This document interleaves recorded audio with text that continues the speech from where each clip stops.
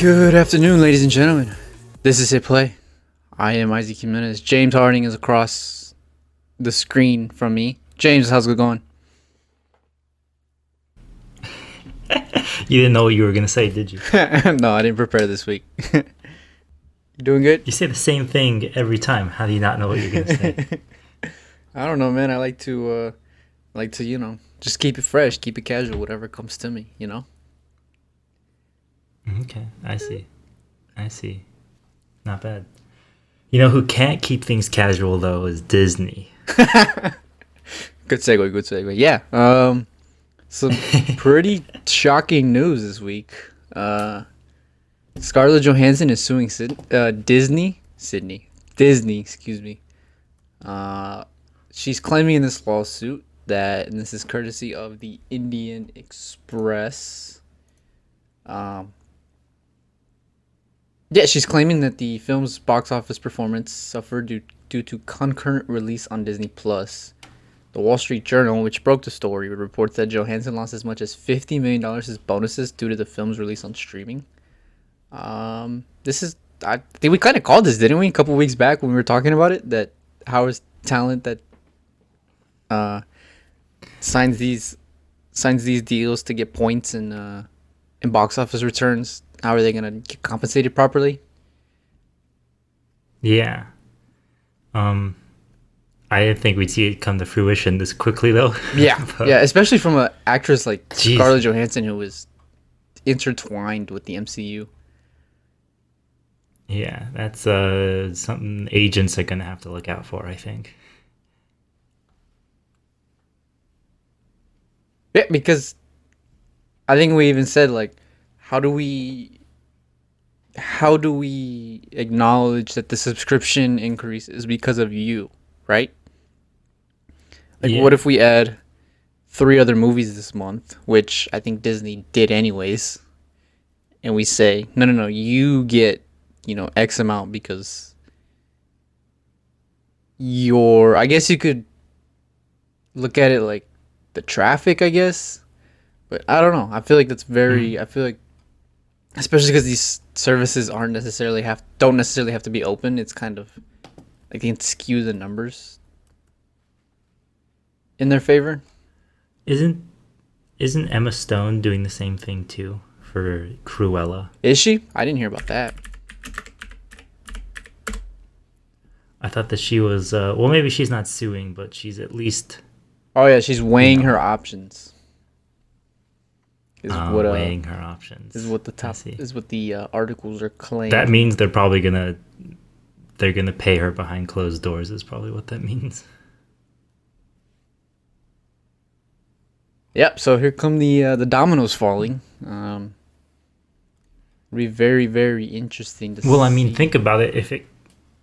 If it happens to your leading actor, imagine all of the below the line people getting affected as well. Because that's probably Disney's option. They're thinking, well, geez, if we pay, if we're paying Scarlett Johansson, we got to pay the director, we'll have to pay the writer, we'll have to pay anybody else who was in for, anybody who asks for a cut of the streaming, well, we'll have to pay them now if we can do that. That will come out of your net gross now. I think Disney probably isn't very happy about that in the future. No. It's also interesting to see if what they decide to do as far as Scarlett Johansson, because I mean, being sued by one of your top actresses is that's kind of a big deal. Like, yeah.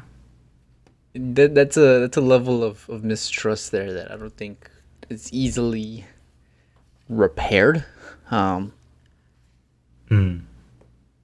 because Disney has even come out and said, like, this lawsuit is especially sad and distressing, and it's callous disregard for the horrific and prolonged global effects of the COVID-19 pandemic. The fact they brought in COVID as their defense is kind of disgusting. Yeah, seriously. Like, you can afford the $50 million. Come on, Scarlett. Disney needs to keep that $50 million so that way they can pay off anybody who sues them for getting sick at Yeah, Disneyland. yeah. Never mind the fact that they just, their stock prices have only gone up in the year and a half that COVID has been a thing. Never mind that they can't afford $50 million whatsoever. But Yeah. yeah, it'll be an interesting story to. Robert Iger wants to go to space. He needs to Yeah, it'll be an interesting story to follow and make sure to keep it here. Maybe Emma Stone will follow suit. I would highly doubt that Emma Stone doesn't follow suit. It would surprise me if she doesn't follow suit, I should say. It just feels like that's the new domino. But Yeah. speaking of Disney, I don't want to put any salt in their wounds, but Jungle Cruise came out this weekend, the $200,000 movie, starring Emily Blunt and excuse me, Dwayne The Rock Johnson. The Rock. Only $35 million this weekend. That's really, really bad.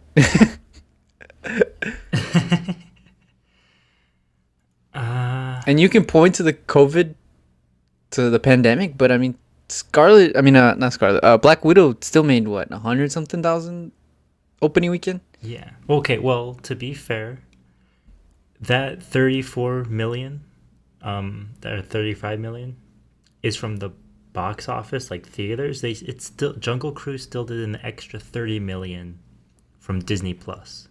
So 60,000? Roughly 60.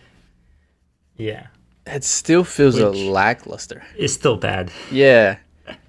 Especially when you're starring Emily Blunt and The Rock, who are probably The Rock is for sure the top movie actor right now, but Emily Blunt's pretty well known. I mean, she just came off The Quiet Place Part 2.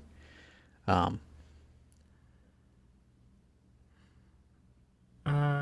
think, first off, did anybody want this movie? Did this movie have to exist? No, this is Disney trying to do what they did with Pirates of the Caribbean back in the 2000s. I'll admit, when I go to Disneyland, the Pirates of the Caribbean ride is, it's all right. I ride it at least every time I've gone to Disneyland. Sure. I've never done Jungle Cruise before. I think I've done Jungle Cruise once. So, yeah, I don't know if it's necessary to have adapted that park ride. But I think for me the big problem is that did they expect the box office to catch up to the budget? You really can't with a $200 million movie about a theme park ride. I mean, right? No, I don't think you can, because it's not a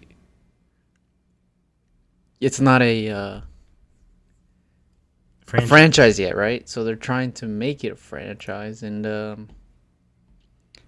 don't know, man. That just feels like a failure. I mean, Pirates of the Caribbean had a $140 million budget behind it, but Pirates of the Caribbean also had, I don't know, 3 really, really solid actors.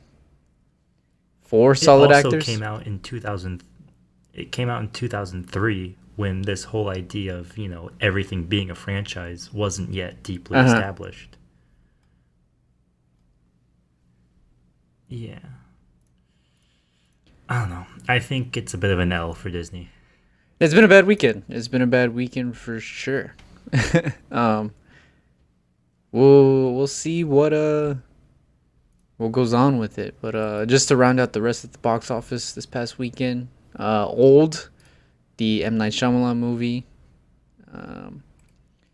Is that the one where they go to the beach that makes you old? Yeah, 6.8 million at the box office. Brings it worldwide up to $48,000. Jesus Christ, M. Night Shyamalan knows how to sell a movie. The Green Knight, my movie, 6.7, came in third. Black Widow dropped another 44% to, what is this number? 6.4. Stillwater, the Matt Damon movie, 5.1. Rip off of someone's real life. Basically, Amanda Knox. Apparently, with Stillwater, yeah, there's controversy with Stillwater because it's based on a true story, but they didn't buy the rights to the story. So they had to change all the characters. And we'll talk about this throughout the episode because we're talking about adaptations. But if you're doing like a biopic, you still buy the rights to the person's life story. For Stillwater, they didn't do that, but it was obvious it was this real person's story. So that's why it bombed is a little understandable because of the that controversy going into it. It's also a story. Does anybody actually want to know Amanda Knox's story? I mean, I guess true crime fans maybe. I guess that's fair, but I don't know. It's not even like typical true crime fan. Like it's not even your typical kind of style of true crime though. Yeah, it's not like little serial killer. It's just this. I don't know. I never read the case, but just from what I could tell, it was this crazy chick in Paris just decided to kill her roommate one day. Yeah, I don't know. I don't know how. Now looking ahead to next weekend, how do you feel about Suicide Squad? How do you think that's gonna do? That's gonna be interesting. Let's see here. I want to know, do you think the reception for Suicide Squad is going to be better than the Suicide Squad we got back in I think so 2016? because I think the Suicide Squad is leaning more into the goofiness of the comic book. And it's also directed by James Gunn, and everybody loves James Gunn. So I think it'll be more. People will enjoy it more. Will it make a lot of money? I mean, if Jungle Cruise and Black Widow can't really do well, I put well in quotation marks for Black Widow.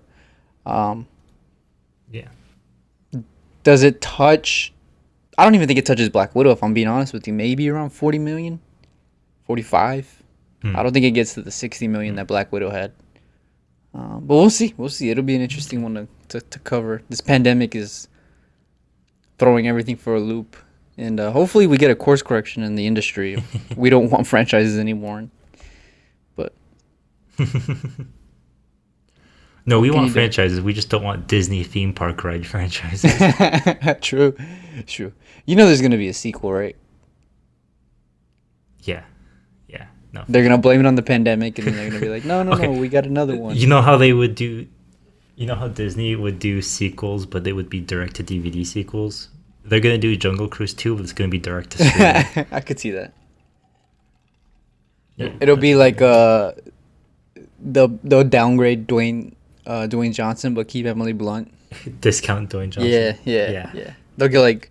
I don't even want to say Jason Momoa, because Jason Momoa is a pretty big actor. They'll probably get some other Pacific Islander who looks similar to him. But, well, today we are finishing our 3-part podcast on David Fincher. This one is about all of his movies in the 2010s. Plus one film from 2020. Plus one film from 20... Yeah, I guess that's true. 2020 is a different decade. I keep forgetting that. An interesting decade of his, I would say. Very eclectic. Yeah, up to this point, I think we've kind of figured out what David Fincher is, and then he throws a curveball at the end of the 2000s with Benjamin Button. It's like, do we really know who David Fincher is? And in a weird way, the 2010s, 2020 kind of mirrors his 2000s. We have some very Fincher-esque movies, and then a little bit of a curveball at the end. But let's just get into it, man. We got a lot to cover today. Let's start with the magnum opus. Quentin Tarantino has claimed this the movie of the decade. The Social Network. Did he? Yeah, he went on a podcast, I don't know, maybe like a year or two ago. I guess it would be 2 years now, 2019. And called this, he called Dunkirk number 2, and he said Social Network is number 1. So. Wow. Yeah, Social Network came out in October 2020. or 2010, excuse me. 96 on Rotten Tomatoes, 95 Metascore, 7.7 on IMDb. Oscar wins in adapted screenplay, editing, and score. Noms in Best Picture, Director, Actor, Cinematography, and Sound Mixing. Let's just start here, man. Best Director, Screenwriter pairing. Oh yeah, all time? for sure. It's like maybe not of all time, but it's definitely, you know, the stars aligned on this one. Because their styles just complement each Yeah, other it's kind so of well. Oh, yeah.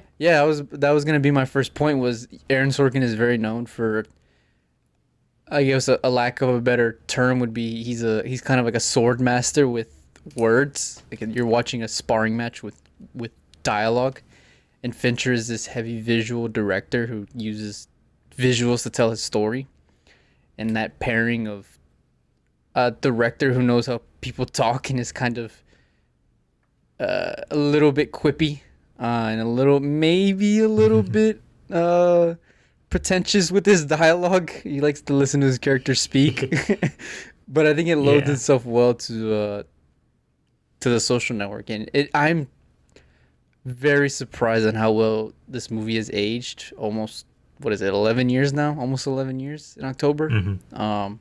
Yeah.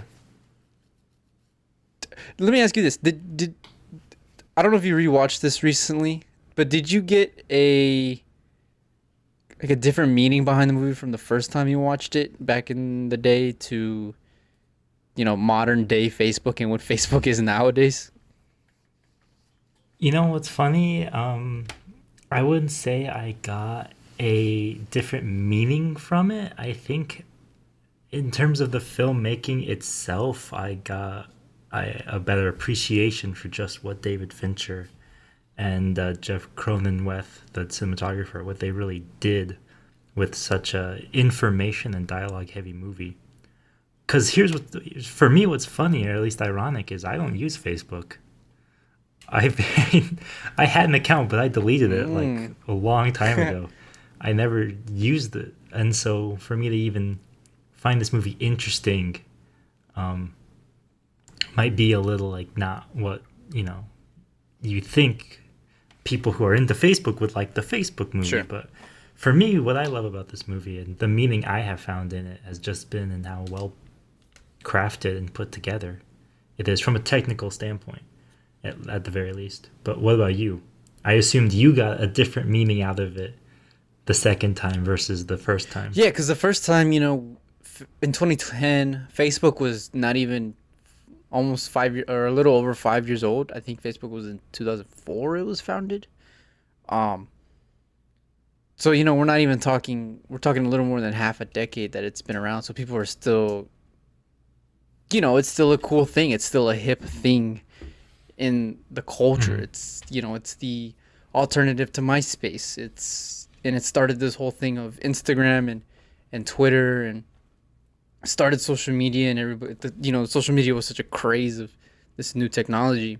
And now looking back on it a decade later, it's almost a little unsettling how much control look, the fictional version of Mark Zuckerberg and the real life version of Mark Zuckerberg are probably different people. I think Mark Zuckerberg has even said as much. It's like the only thing they got right in this movie was how I dressed. I think that's a real quote he said. That's pretty funny. But there's a little bit of truth, because this is based on a novel, The Accidental Billionaires, by, the author's name is escaping me right now, Ben Mesrick. And it also is kind of weird because, Facebook just had this big old scandal of selling people's data and private information. And that is more or less, at least in the movie, where the idea of Facebook comes from, is Mark Zuckerberg taking people's information and spreading it along the Harvard campus. So to me, it was kind of like this is kind of shows like the unethics, I guess, of Facebook, and how how big of a conglomerate they would be. That's something I think Aaron Sorkin really likes to do, is he doesn't write real people. He writes the idea that real people represent. He did it with Steve Jobs in the movie Jobs, where Aaron Sorkin admitted he wasn't trying to write Steve Jobs. He was just writing the idea of Steve Jobs. And I think that Sorkin might have seen in Zuckerberg the idea of somebody who will, maybe his priority isn't necessarily in the users, it's in the business behind it. And so he's not writing Zuckerberg, he's just writing that idea. And we see it nowadays because we know that Mark Zuckerberg will absolutely shell out your information to anybody, and he doesn't care at all. Yeah. So when you see that that's what Aaron Sorkin was already getting at with the version of Zuckerberg in the movie, I can see where you feel that way, because I feel like that's what Aaron Sorkin was intending. He wasn't trying to write the real person. He was just writing, the ideas that Zuckerberg already has in him. Does that make sense? Yeah. No, yeah. Makes total sense to me. Yeah. Good. Well, it should. But while we're talking about Zuckerberg, how do you feel about Jesse Eisenberg? Or just the cast in general in this movie? So that was one of my questions I was going to ask you. Is this Jesse Eisenberg's best performance on screen? Not including Batman versus Superman, obviously. Zombieland? Oh, Batman versus Superman. Because I think I would say yes. Yeah, I might say so. Yeah, because he's an interesting actor where, like, I don't really know many other movies he's been in, because I don't really watch those whatever other types of movies he's in. I never bothered to watch them. Mm-hmm. I can at least say that for sure this is one of those casts where I'm like, I don't see any of the chemistry between any of these people. And I know I've said this before, that's just David Fincher can just get performances out of people that no other director can do. I mean, the whole dynamic between Eisenberg, Andrew Garfield, and Justin Timberlake would probably had fallen apart under anyone else. But I think there's something in just the way that David Fincher, his meticulousness in how he directs actors, I think really brings out the best in them. Because this is easily the best Justin Timberlake has ever done in a movie. I can tell you that much for sure. This is is this Justin Timberlake's best project since Future Sex Love Sounds? I was going to say his best since In Time, but yeah, we can go with him. Damn, I knew we were going to have an In Time reference here. Yeah, but, Yeah. I mean, part of that also is, like you said, you said Fincher's meticulousness in the directing. I mean, they had 99 takes for the opening scene. Like, at some point, you're just going to get something out of a character, right? Or out of an actor. I mean, we see it. I wouldn't call Tyler Perry a bad director or bad actor, excuse me. But in Gone Girl, he's actually pretty solid in Gone Girl. I know we'll touch on that a little bit later. Yeah, I just think this cast is really well done. It's a bunch of, Justin Timberlake is the best, probably the most well-known face at this point in time, at least.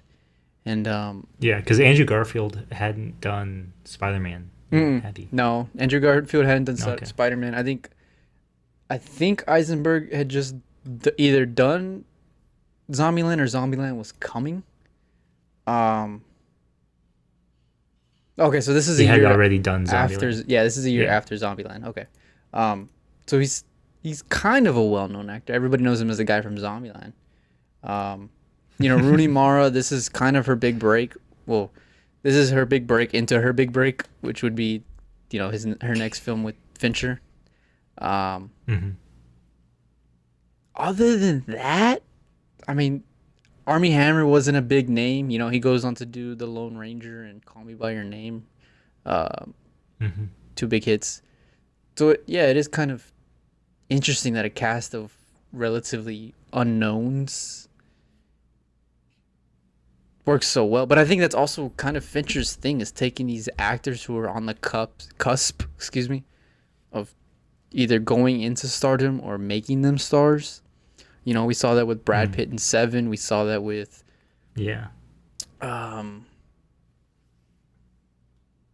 Shit, the name is escaping me right now. What's the movie?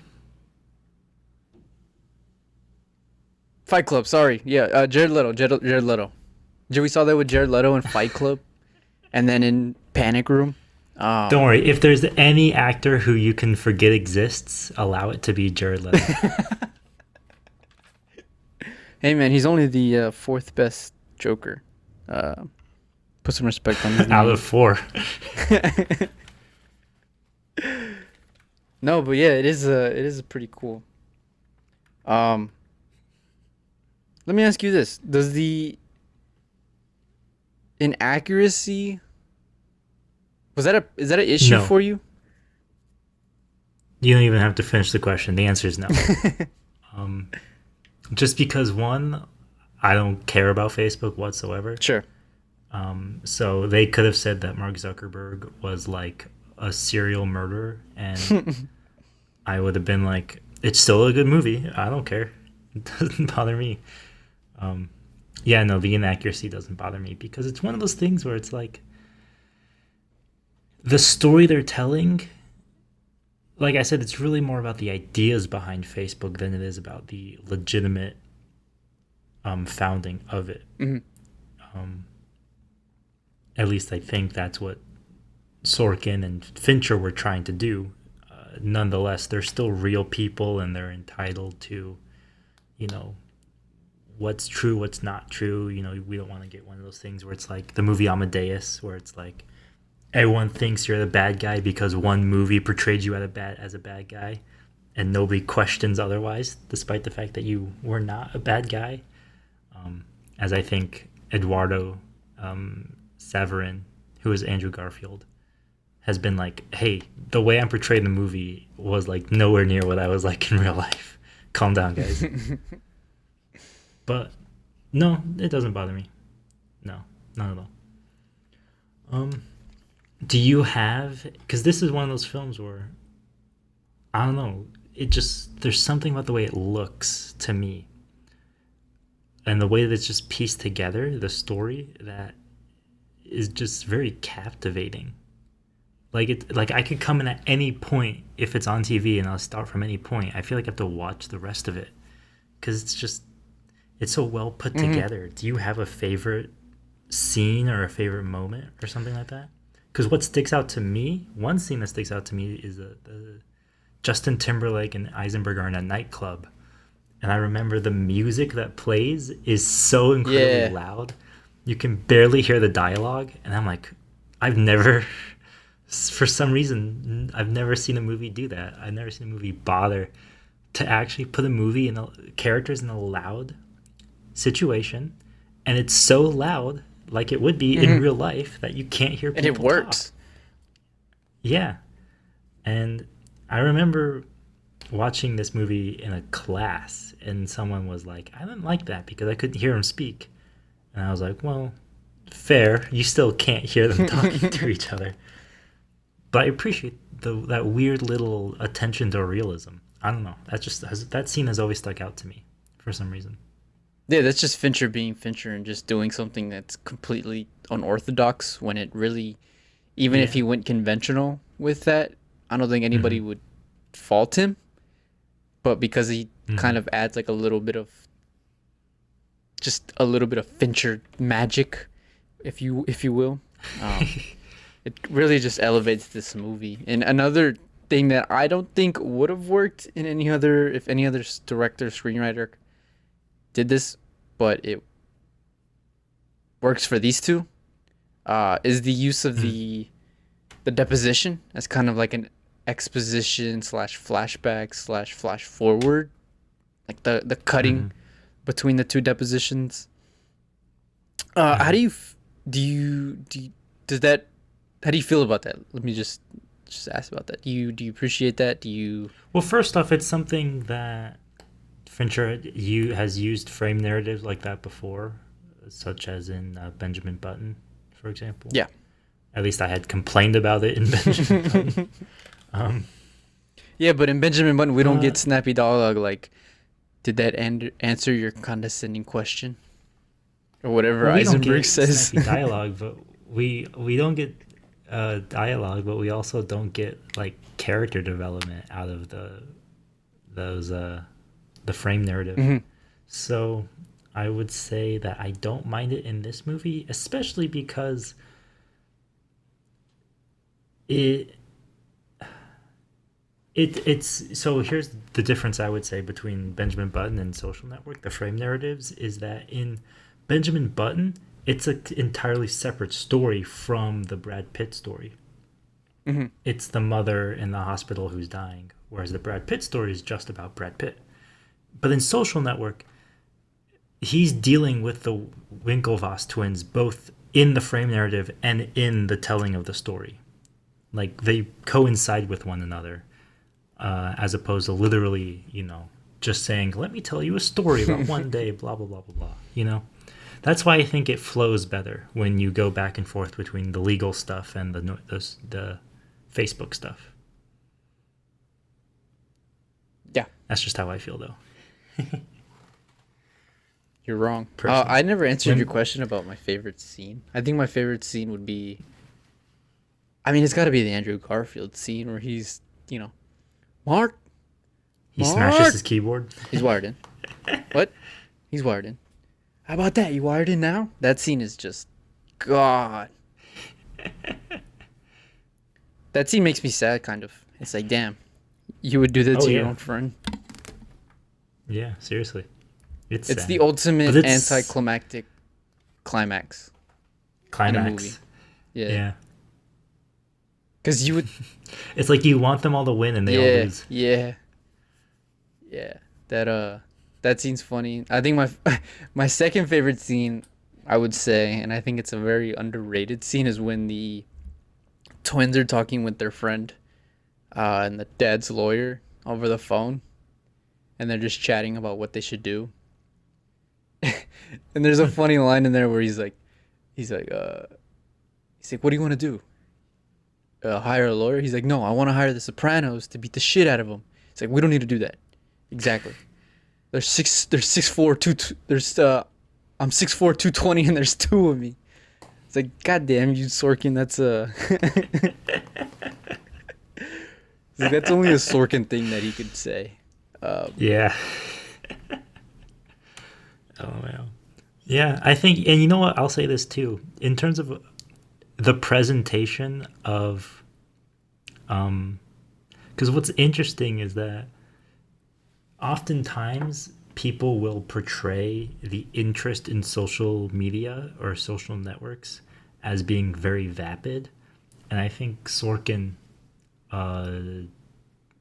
really did a good job avoiding that. Because usually it's like, the teenagers who are on their phone, or even if they're in college, they're just on their phone, they're on Twitter, whatever, they're not paying attention. But these characters are all very smart people. They're all very, pun intended, they're wired in and they're paying attention. And they're not like vapid idiots like most people think you are if you use social media. They're smart, and they are certainly, we could not all be as witty as Aaron Sorkin can be in a screenplay, but nonetheless. Now I want to get your opinion on this. This is Fincher's first collaboration. Well, technically second, but the first collaboration with Trent Reznor and Atticus Ross, who will go on to score all of his films since this. Mm-hmm. So how do you feel about Trent Reznor's soundtrack? Because they are also, in my opinion, a good match made in heaven, especially because in the movie Seven, the opening credit for Seven song. was the song Closer. Yeah. So he has to be a Nine Inch Nails fan, but Fincher has aesthetically that very dark and moody look to his films. He likes really low lights in his cinematography, whereas Reznor has that very, dark and brooding style of music. Yeah, no, I think it works very well. In this movie, it's kind of not even dark. It's like semi-inspirational, semi-sombering, Yeah. Somber is pondering probably a good word. soundtrack. Like you're sad, but you're also can be inspired by the soundtrack. It's a very, very interesting soundtrack. And I think his Yeah, work in The Social for Network sure. and really throughout the next four films or three films, um, it's really fantastic stuff. And it it's almost like it embodies Fincher, right? Like, it just seems like these Yeah. two really, really understand one another. It's similar to like John Williams and Hmm. Spielberg, or John Williams and Lucas, or you know Zimmer and Nolan. They're just Yeah, two for a sure. director composer combo that just gets one another and understands what each of them use their works to enhance their own works. Like I don't think you can watch like you can't listen to any of these scores by themselves. And I'm a big fan of score listening, Hmm. but I couldn't, I can't sit in my room alone and listen to the Social Network score. It just doesn't work without the movie, and vice versa. You kind of need the score for Social Network Mm. to really get the full experience of the Social Network. Um, Yeah. so yeah, it's a beautiful, beautiful pairing that I think really throughout this whole decade it shows itself to be magnificent. I mean, I'll say the main theme for this movie, which is called, it has a name too. It's called "Hand Covers Bruise." It is not the kind of song I think anyone would expect to be associated with Facebook, but it is one of my favorite themes for any movie. Even like because the Star Wars theme song and stuff like that. It's like I've heard that a million times. I know themes like this, but it's this really weird. Hand Covers Bruise is like this kind of weird. Like you said, it's somber and it's somewhat eerie at the same time because it's just piano strings and bass, but it manages to be like really weird and eerie, but also kind of melancholy. And I feel like it says a lot about the type of movie this wants to be than, you know, actually being melodic or He also something like uses that. it. You know? Fincher uses it at such wonderful times too. Whether it's Yeah, it appears at the opening when he's just walking across campus, mhm. which I remember when I saw this film. I think it was for the second time. I was like, wait a second. We just watched Jesse Eisenberg walk for like 4 Yeah. minutes And it works. while the credits went over it. Yeah, I'm like, what? Yeah, no, it works for sure. Yeah, that's Yeah. So you had this movie. Oh, you go first. well. This I was gonna say the credits are once again Fincher using the credits to portray and to enhance the story. Um, we saw this with Seven. We saw this with Fight Club. We saw this with, man, I'm really bad at keeping track of Zodiac. Sorry, where he uses worry. the opening credits to just push the story along and keep it going. We'll see this with the girl with the dragon tattoo. Oh, for sure. Oh, Mank. in relation to the Social Network, these credits, it embodies the movie, which is this is obviously a movie of greed, jealousy, obsession, jealousy. I already said jealousy. Sorry, yada yada yada. But this is also kind of a movie about loneliness, and Mark. That's the whole reason he starts Facebook is because he feels. Not only does he want to Because he couldn't flex on get his- a date. yeah, not only does he want to flex on his ex-girlfriend, but he just kind of, I don't know, he feels alone. Like even when Eduardo is trying to be his friend, you don't feel like Mark is has a relationship with Eduardo that a normal friend would have with one. He seems kind of cold and distant whenever Eduardo tells him any good news in his life. And so I think that credit sequence where he's just walking by himself, he's kind of doing the video game RPG run everywhere thing that I was like, I've never seen that happen before in real life. But there is Jesse Eisenberg doing That's it. just in how flip-flops. Eisenberg walks. Yeah, flip flops in Boston. Yeah, I think he does a really good job of just showing that Mark at this point in his life is just a lonely person who just wanted to create something, and he did something bigger than we, I think, ever imagined. And I think to your point about the credit sequence, I think what that really shows about Fincher is that in his movies, everything is there for a reason, and everything supports the entire film itself. Like, he's never just gonna throw the credits at the beginning of the film just to get them over with. He's at least gonna try and have them, you know, impact the audience or mean something. Which is why he'll do opening sequences and title sequences and stuff like that. So yeah, for sure, he's one of those kind of directors. Very meticulous, because that takes a lot of planning too, and a lot of organizing. So I guess to kind of wrap up The Social Network, you had this movie in your top 5, right? What place was it? It's probably top 3. In your top 3? Yeah. Is it there alongside Shrek? No.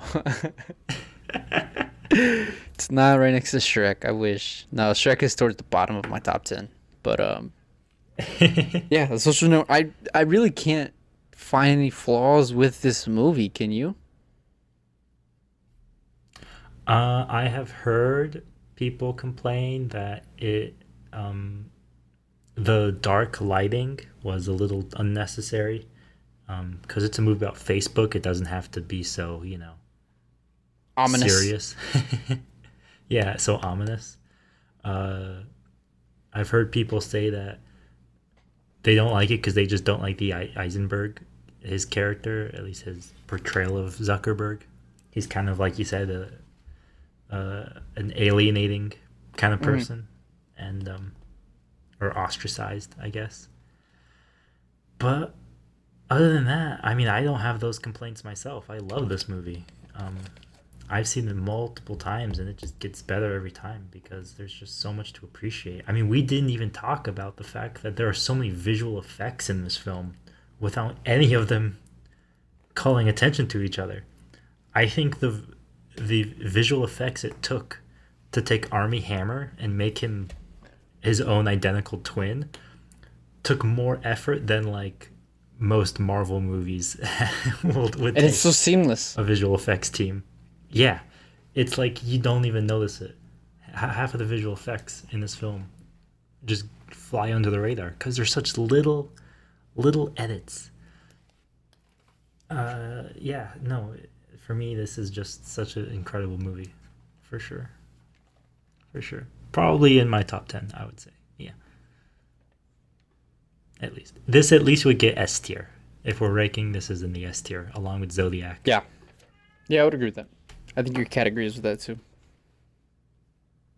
Yeah. So I'll let you introduce Girl with the Dragon Tattoo real quick.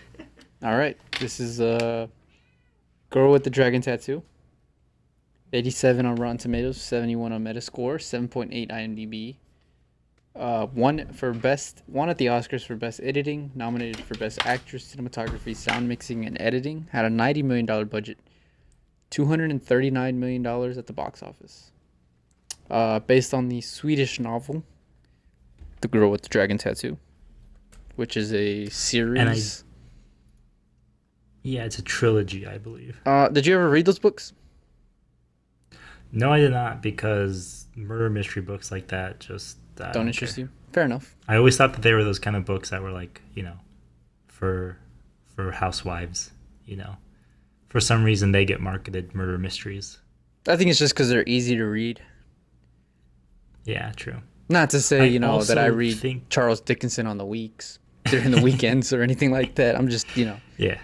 People are busy with their lives, so novels like that are just super easy to digest. think specifically that this movie was based on the books and not based on the Swedish adaptation. Correct. Yeah, this is their own Because there was a thing, Swedish movie. which there was a lot of pushback, and some I did some research. There was a decent amount of pushback for that because everybody was so enamored with the Swedish version of the films. Swedish ones. Yeah. It was like, why do we need? Because I don't even think they were like 2 years apart from the Swedish to the I guess quote unquote American version. Yeah. Yeah. What did you think of this movie, man? Because this is an interesting watch. It was, yeah, interesting watch is definitely true. I will say that I don't know if you felt this way, but while watching it, I was a little bored, a little underwhelmed by it. But the day after watching it, it was like, it's one of those things where like when you're watching it, you're zoomed in, and then the next day, and I was kind of zoomed out and looking at the whole film. It felt like it made much more sense, and I could kind of see pieces, where they're supposed to fall into place. I felt like once I got a day removed, I had a zoomed out view of the movie. I liked it a lot more. But while watching it, I was like, this is, boring, generic murder mystery. I knew who the killer was like half an hour before he was revealed. Yeah. And it's like, and then the next day I'm like, oh, I kind of like, the parallels between this and that, and the way that this scene was done, and that, little line of dialogue, so on and so forth. Yeah, this was I think I was a little let down by this one, I'll be honest. I was expecting maybe a little more out of Fincher. And especially Steven Zalian, who's the screenwriter who, Moneyball,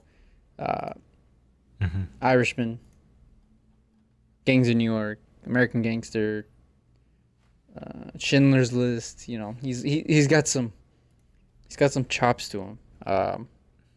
Yeah. And it just kind of felt like a conventional murder mystery. Now, that being said, it is a Fincher murder mystery, and like Panic Room, where I was like, Panic Room is a very conventional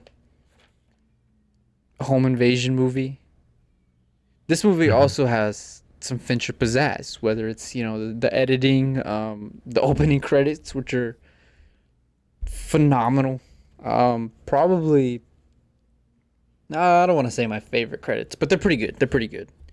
Yeah, they were very James Bond-like, which was fitting for a Daniel Craig movie. yeah. And the acting as well, Fincher once again taking the best out of his performances or performers, and kind of just grinding them to give him what he can. I think Rooney Mara was deserving of her Oscar nom. Yeah. Craig is actually kind of anti-typecasted.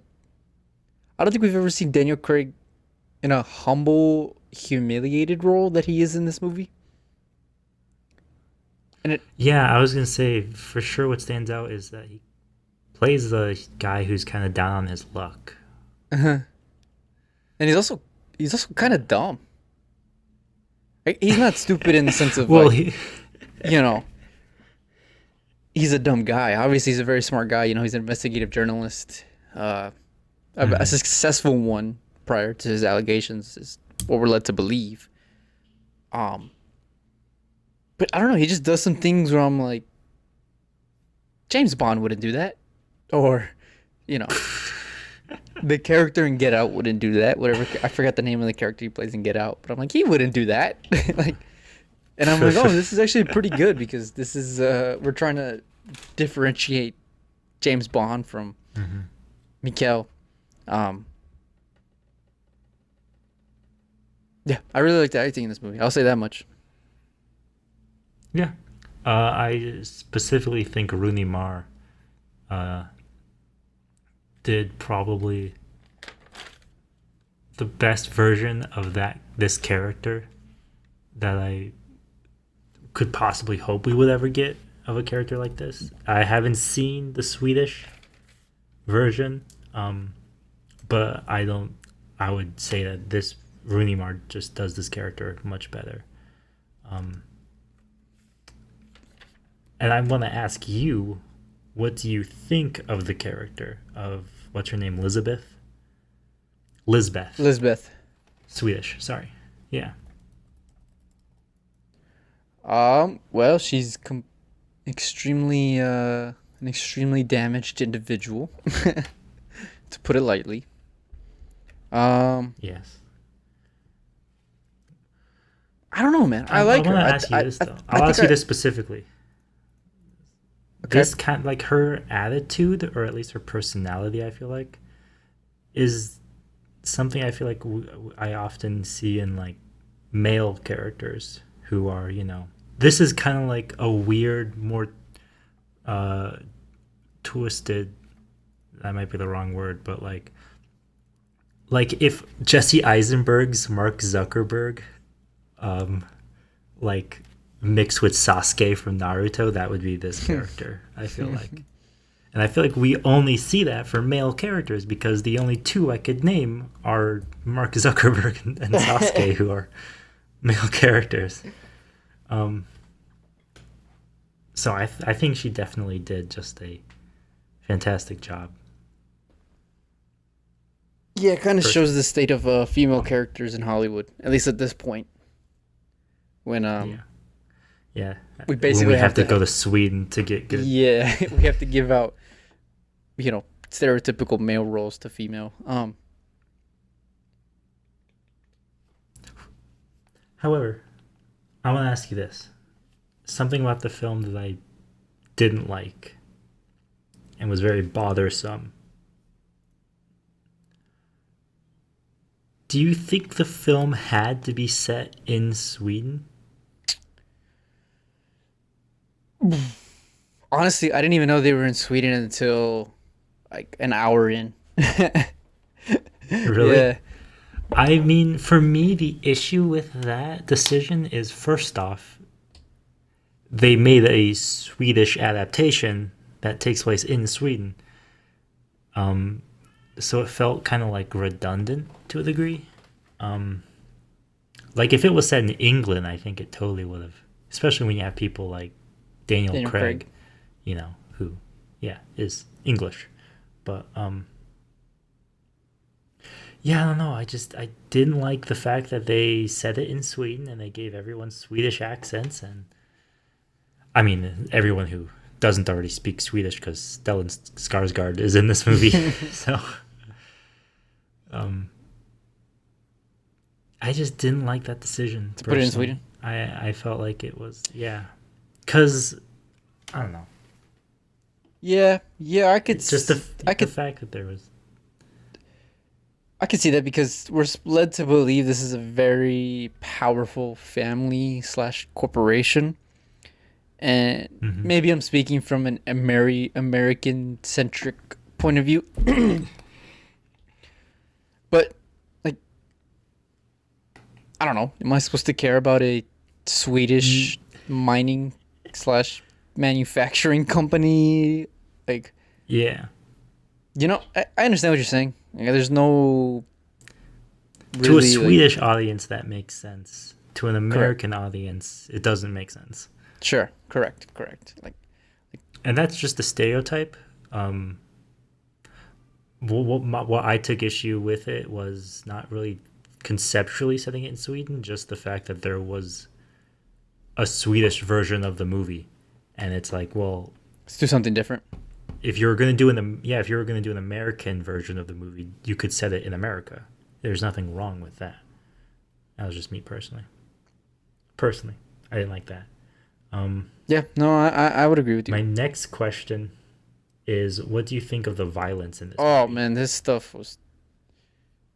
This is the part where this is why I said it was an interesting watch, because everything that wasn't violence, I was into, kind of.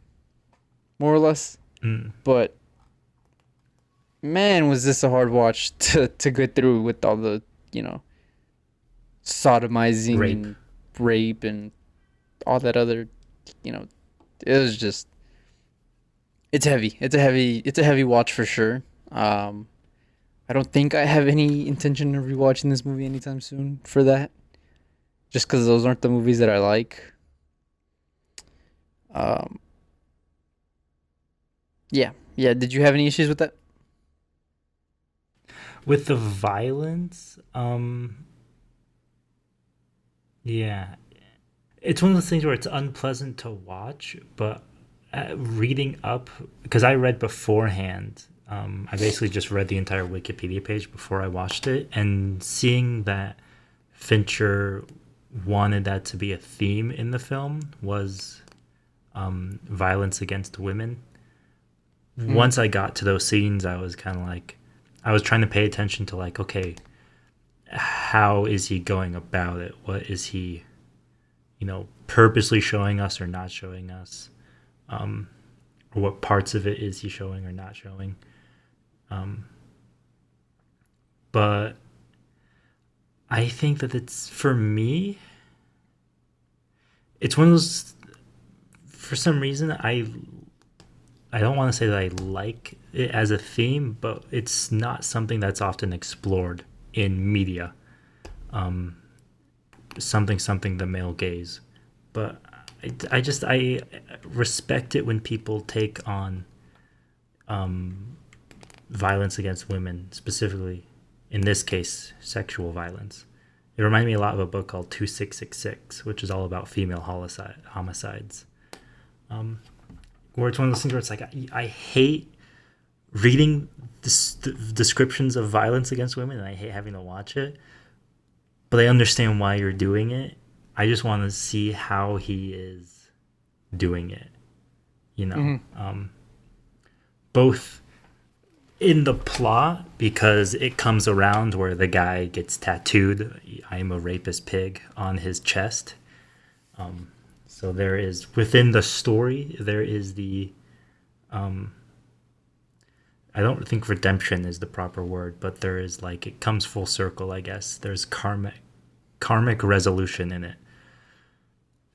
But then also in like the actual filmmaking in it, like how it doesn't shy away from nudity. Whereas I think in a weird way, if he refused to show nudity, it would have downplayed the violence hmm in a weird way. Some people might disagree, but something the male gaze, I guess. But yeah, I think it was definitely something where I didn't expect this movie to go there. I didn't read the books. I didn't know what the plot was gonna be. So it was. I don't know if it came full circle in the end of the film, because this movie has a weird ending, man. Yeah, that was gonna be my next This movie question. has Was such a just weird there's ending. almost like three endings. Yeah, seriously. Because there's the killer is caught. hmm That's one end. hmm There, and speaking of karmic resolution, it is Lisbeth who sees him die, who more or less kills hmm him. Then there is Mikkel's ending, where he gets the bad guy. At least, speaking of karmic resolution, it's Lisbeth who gets the bad guy, because she dresses up as like the what, some model or something like that. hmm That's it's not explained, No, not at all. but she goes into disguise and she basically steals all his money from him. I don't know, it's weird. But then there is the final ending, the actual ending, which is the relationship between Lisbeth and Mikkel, and how Mikkel just goes on with his life, and Lisbeth is like, I've been alienated from so many people. The one time I find somebody who doesn't alienate me, or who I don't alienate myself from, but he alienates himself from me. Yeah. And she rides away on her motorcycle. And I'm like, what was this movie even about? Yeah, un it's very unsatisfying. Like, I remember it ending and I was like, that's it? That's Like, why do we? What's the point of this movie? More or less, it's like maybe it's explained better in the books, but I feel like if you're gonna adapt a novel, you should at least, I don't know, make it a movie. Like make it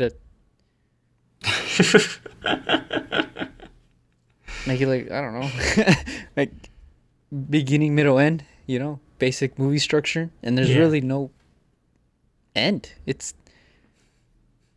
I don't know. That's why to me, it kind of hurt this movie. It was like we have this, kind of redeeming, like you said, redeeming, Elizabeth redeeming herself in the eyes of society, in the eyes of herself. Um, and then it just, at the end, Mikhail is moving on with his life, and it's like, what? I'm not acting like I'm not trying to be like, oh, they should have been together, but I don't know.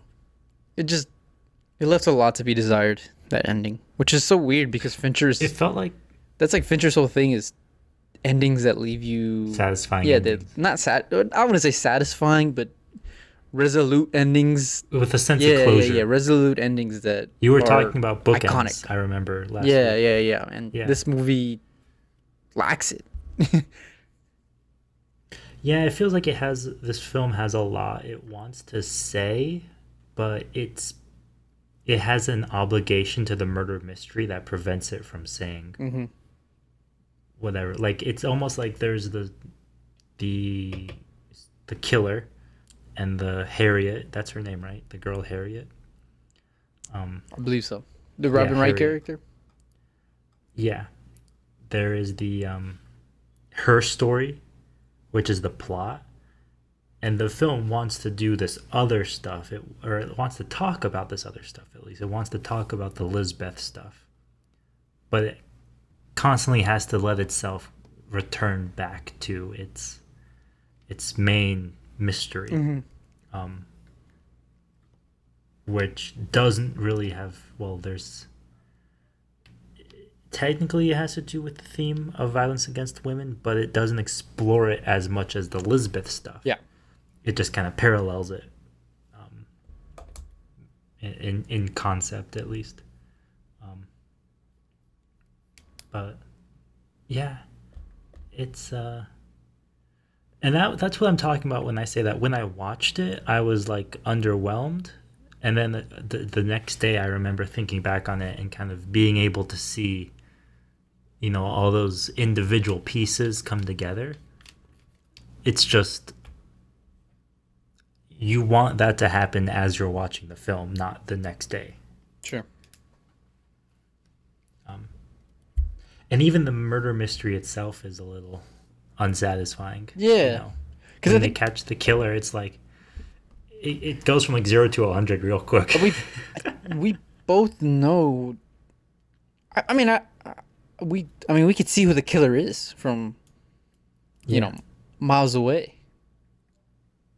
And it's kind of like, It's one of those things where I'm gonna. What I was thinking was it's one of those things where it's obvious who the killer is. Everyone knows who the killer is. Is that intentional on Fincher's part, and is he going to do something with that? Yeah. The problem is he doesn't. He's just your normal weird psychotic killer who gets himself caught, basically, just like Daima does in these movies. So I was kind of like, that's how much of that is the book, how much of that is the movie, I have no idea. But nonetheless, I'm blaming the movie. I mean, it's an adaptation, so you gotta kind of, pizzazz it. Yeah. It's one of those things where it makes sense for there to be red herrings. Like, for instance, there's the whole Nazi stuff, which is a complete red herring. It shows up, like, it's mentioned every now and then, but then it just straight up goes away. Yeah. It's like, what are they going to do with it? What are they not? They kind of did something with it. I remember where Skarsgård character learns that Rooney Mara, her character is named Elizabeth. And he says, Elizabeth, I like that name. That's a good name. And Elizabeth is a name with uh, uh, Jewish or at least Hebrew origins. Like the actual meaning of the name goes back to Hebrew. And all of the girls who were killed, they comment, they're like, they were all Jewish. Yeah. And I was like, you're just going to tie that together with the one line of dialogue? It's not like you could have gone into like Nazi occultism, but you're just going to, okay, it's all in the name, I guess. What can you do? Yeah. Yeah. But to answer your question before I cut you off, I would put this in the C tier. I would also put this in the C tier. That was going to be my question. So yeah, it's a very underwhelming, undercooked murder mystery. Still pretty good. It's like a good, I don't know, like Friday night, rent a movie at Redbox or something. Watch it once. If you want to watch it, yeah. Yeah, if it interests you. I'll say this though. It definitely is the type of movie that I think fits David Fincher. Mhm. The script isn't, it was kind of like The Game, where it's like, this seems like the kind of film David Fincher would like. There's just some script issues that keep it from, elevating it to 7 or what have you. Zodiac. Sure. So, what can you do? All right, Gone Girl time. 87 Rotten Tomatoes, 79 Metascore, 8.1 on IMDb. His highest IMDb. Does that surprise you at all? A little, yeah. Just because so many people love Social Network. But, yeah. What can you do? $61 million budget, $369 million at the box office. His biggest box office hit. Came out in 2014. Rosamund Pike, nominated for Best Actress at the Oscars. Let me start here. Amy Dunn, best movie villain of the 2010s. No, but definitely the weirdest movie villain of the 2010s. One of those villains where, and I think what I love, what not only I loved about this movie, but what I think so many people love about this film is almost every character is a villain. Yeah. Except for maybe Tyler Perry. Every character and the sister is the villain. Yeah. And it goes back and forth between who's who. It's like she's the villain and Affleck is the good guy. No, Affleck is the villain and she's the good guy. It's like up until the very end where you're just like, I guess everyone sucks. Just sucks. You just shrug your shoulders. Yeah, seriously. What about you? What do you think? Do I think she's the best movie villain? Yeah. I mean, she's up there, man. It's the level of meticulous planning and savagery that she's willing to implement her plans is, man, it's this movie was something else to watch. There you go, David Fincher and the meticulousness. Yeah, it was characters. And Rosamund Pike does this amazing thing where she's kind of like, there's a sense of unknown about her, and I think that kind of portrays itself in the character of Amy Dunn, because Rosamund Pike herself is unknown. Like I don't think we've ever. She was in Pride and Prejudice, and that's it. That's like her biggest movie up to this point. So we really didn't know a lot about her as an actress. I mean, Reese Witherspoon was casted, and Charlize Theron was talked about being casted. But I feel like if you casted either of them, it kind of gives away that like mysteriousness of Amy. I think Rosamund really embodies that really well. And I think there's just there's a good amount of depth there between Nick and Amy, and like why they hate each other, and this kind of like Hmm. we fell in love with. It's basically a statement on relationships. It's like we both sold ourselves differently than who we actually are as individuals, and we didn't fall in love. We fell in love with the fake version, and now we hate the real version. But now we kind of showed ourselves another version that we fell in love with, which is really the true version of ourselves. Hmm. And it's like this weird statement on marriage and kind of just always having to work and change and on your relationship. And this is a really unsettling movie.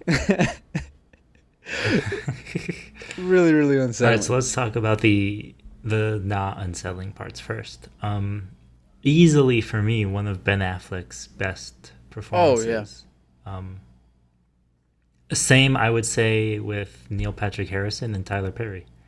And I say that never having watched How I Met Your Mother, and never having watched a Tyler Perry movie before.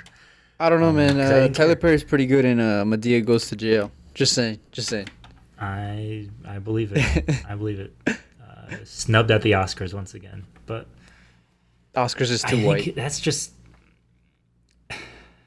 there's just something about David Fincher where he just I swear to God he is like a magician, man. He just gets these performances out of people that just no one else can do.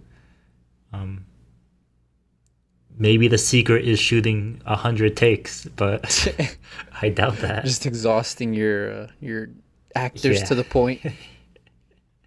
Yeah, seriously. Um yeah, what do you think? At least specifically about Ben Affleck, at least. Well, this is an interesting point in Ben Affleck's career because he had, he came onto the scene with Good Will Hunting, and then he kind of had a weird 2000s where he's like in rom-coms and Mhm. crappy $5 bid movies that Mhm. people aren't really into, and then he comes back with The Town, and then he comes out Yeah, I was with gonna say. Argo, and everybody's like, Mhm. "Oh, Ben Affleck's back!" Like, And then he does this To is the it. Wonder, directed by Terrence Malick. Sure, yeah, yeah, totally. And then he does Gone Girl,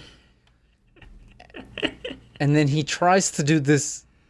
He tries to complete the comeback with a Batman. With Yeah, Batman. so he does Batman, and then he does The Accountant, Live by Night, and The Way Back, which is like this mid. This is like this bid bin bargain sports movie, $5. Find it at Hmm. Redbox, and that is like his Gee. post Gone Girl run, and it's a weird like he was on Yeah. he was on the mountaintop, then he went back down, then he went back to the mountaintop, and then he went back down. It's kind of sad because in roles like this and in Yeah. Argo, he really shows the level of capability he has as an actor and the level of nuance that he has, and he's more than just you know a wonderkin that he was back in the day with Good Mhm. Will Hunting.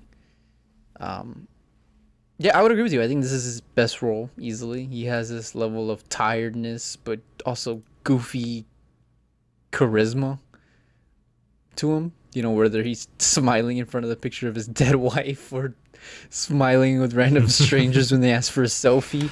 Dude, Um, I remember seeing on freaking Twitter actually just a few days ago, somebody posted the picture of the screen cap of him smiling next to the picture of his wife, and they were like, "I don't get it. Why would you smile if your wife is missing?" And somebody was like, "You're an idiot. That's the point.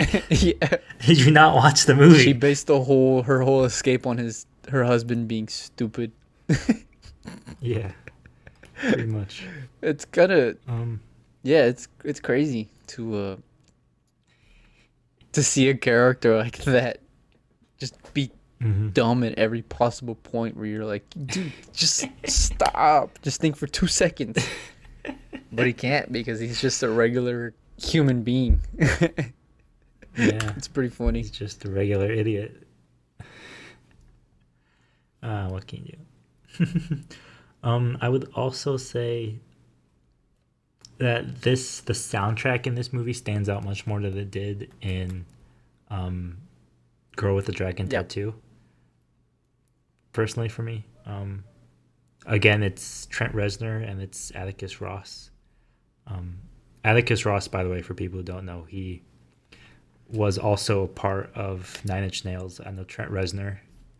Everyone knows him as Nine Inch Nails, but it was a band, and Atticus Ross was in the band.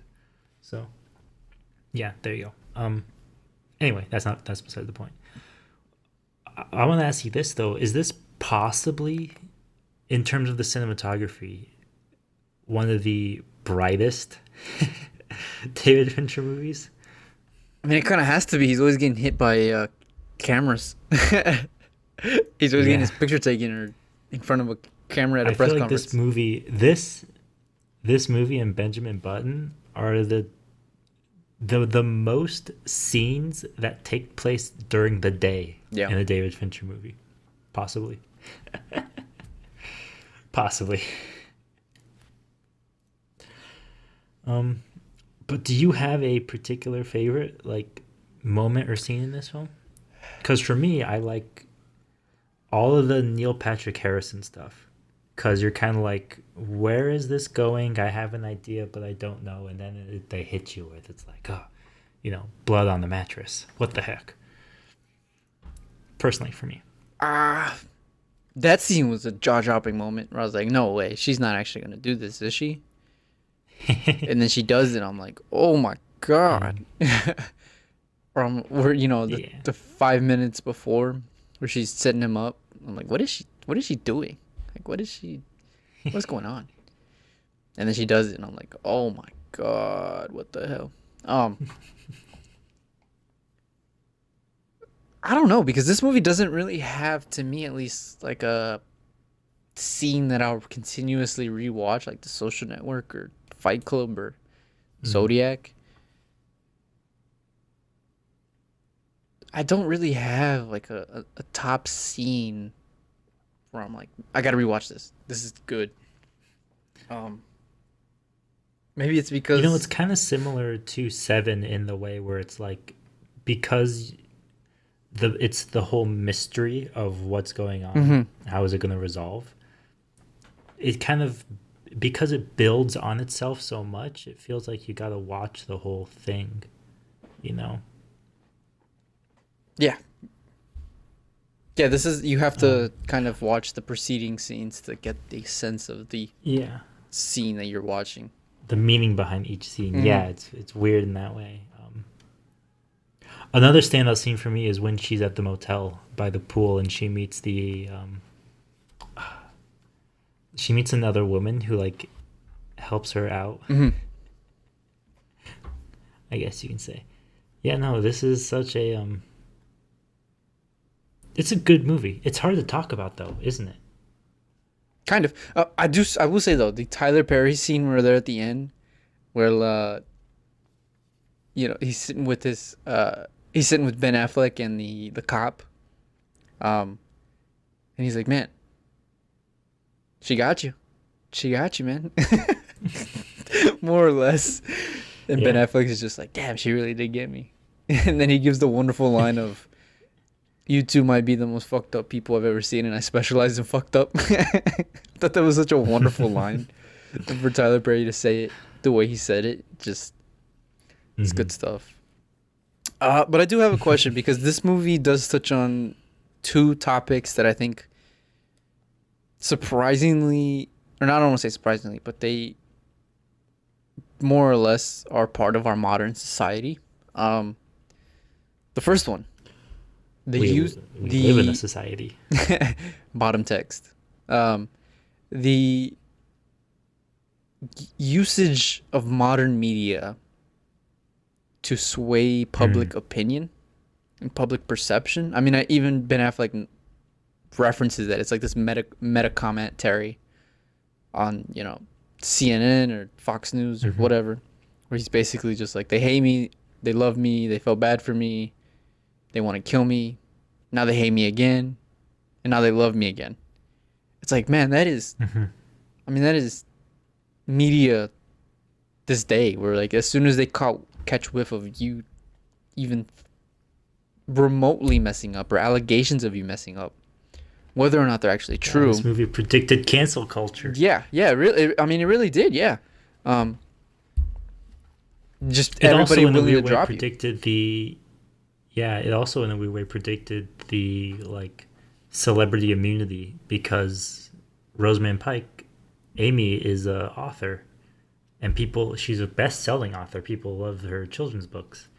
And so people are like, they see her as the victim in a weird way because of her success. It's like nothing bad could ever happen to her, right? And that feeds into the hate for Ben Affleck's character a little bit, but Yeah. yeah, it's Did that I see what you're saying. did that shock you a little bit to notice that? If you noticed that? No, it didn't shock me, because I think it's just.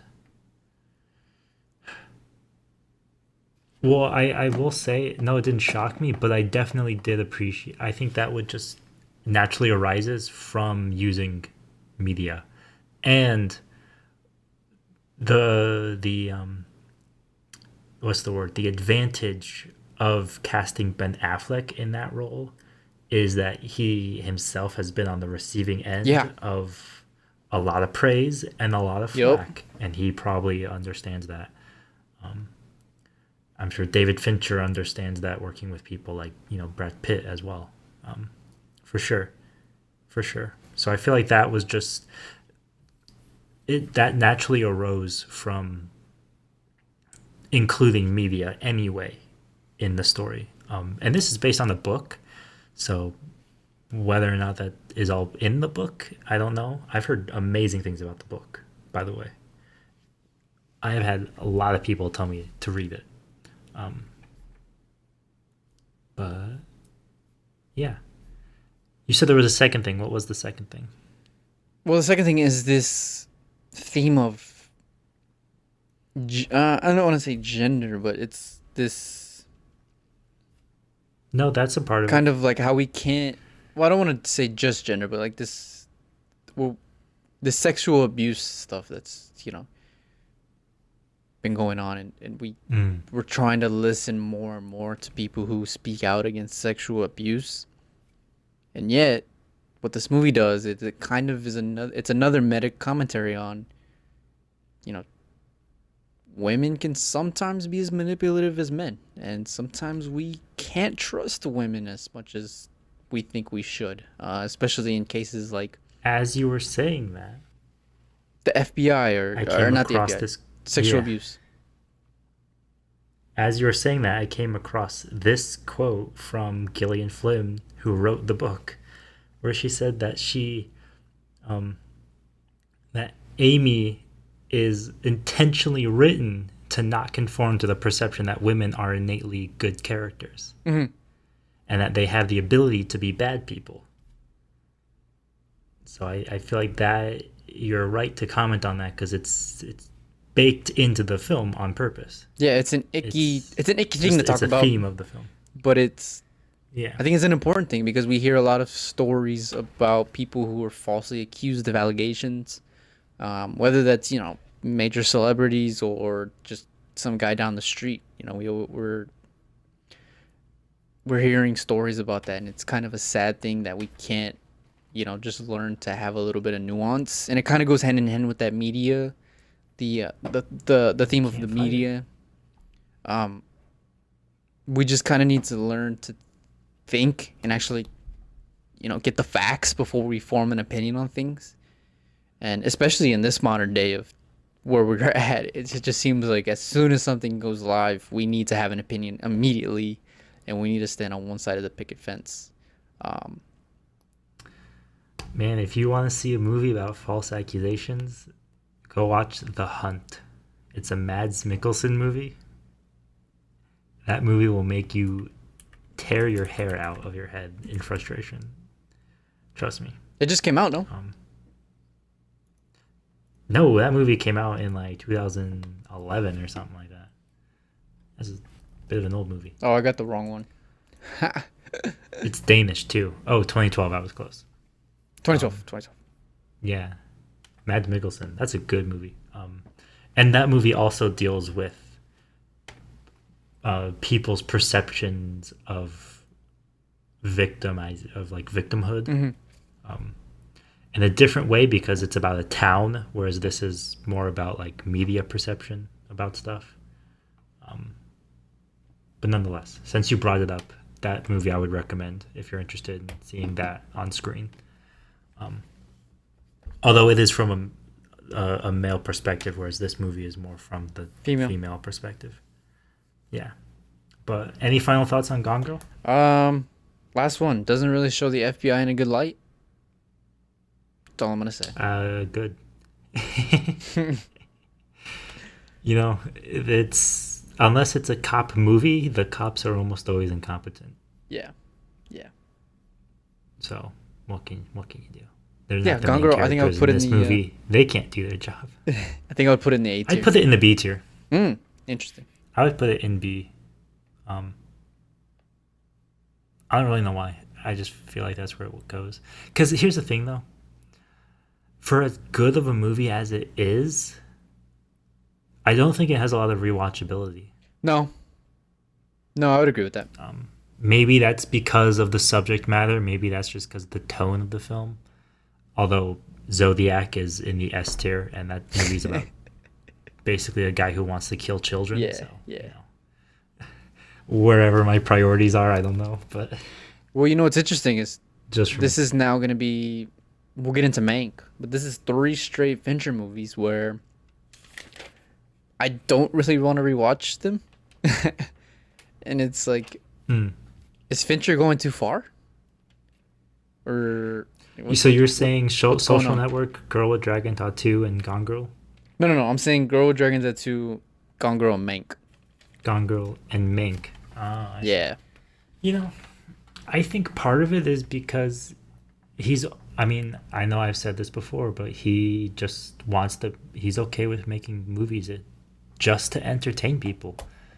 And I feel like he's maybe just at a little period where he's just finding things that are entertaining and not much beyond that. You know, just murder mysteries, that's entertaining. Everyone loves a good mystery, you know.